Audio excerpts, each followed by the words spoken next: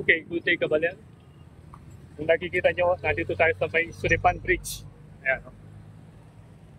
Nasa harapan natin yung barangay Sulipan Licho Caldera. Ayan. So, nagpunta tayo dito para i-update natin yung NSCR project dito sa may Apalit, Pampanga. Ayan yung viaduct, yung pinakahuli nandito. Ayan. So yung padugtong niyan, doon natin pupuntahan yung padugtong. Ayan. I-update natin kung ano na ba yung itsura ng NSCR project dito sa may Apalit. Tignan mo, parallel sila. Yung viaduct, tapos Sulipan Bridge, yan din yung old Sulipan Bridge. Ayan. Dito tayo pumupunta tuwing fiesta ni Apong Iro. So paliparan natin para makita natin, and then pupuntahan natin yung sa main, yung sa may malapit dun sa downtown Apalit. Tingnan muna natin ito.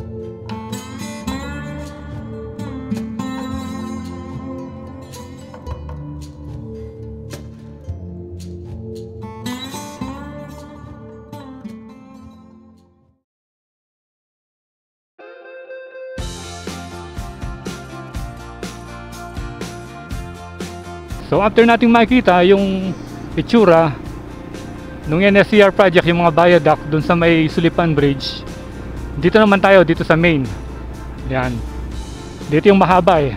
Tignan natin kung ano na yung latest update dito sa NSCR Apalit. Yan, pag nandito ka na, nakikita mo na malapit na dyan. Hanap na lang tayo ng magandang spot para makuha na natin. Bali yung station na to, magkadikit lang nung ano niya, yung precast yard niya. Hindi gaya dun sa may Angeles at saka sa San Fernando, Santo Tomas yan. Yung precast yard na kinukuha na nila ng mga segmented box builders, ay dun sa ano, sa may Kalulot tsaka Malpitik. Dito, katabi niya mismo.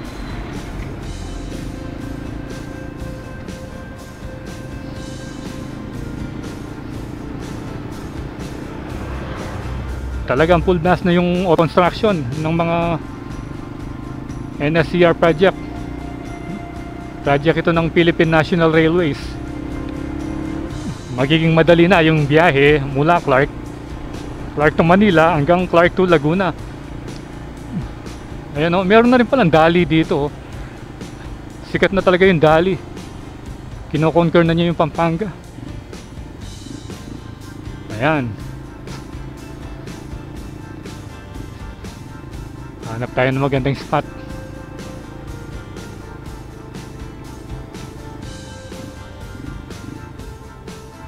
Barangay Hall San Vicente. Hindi tayo makapasok doon. So na tayo magpesto doon sa may tindahan. Dito naman, ayan yung itsura niya, oh. No ID, no complete PPE, no vehicle sticker pass, no entry. Maigpit dito.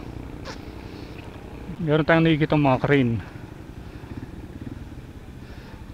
Tingnan natin yung ano, yung serial view.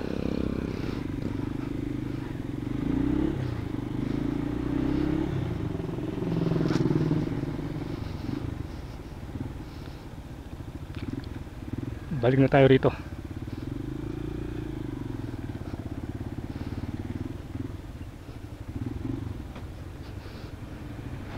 Hindi rin tayo makalapit dun eh. Nandun yung service ng barangay. Dito na natin paliparin.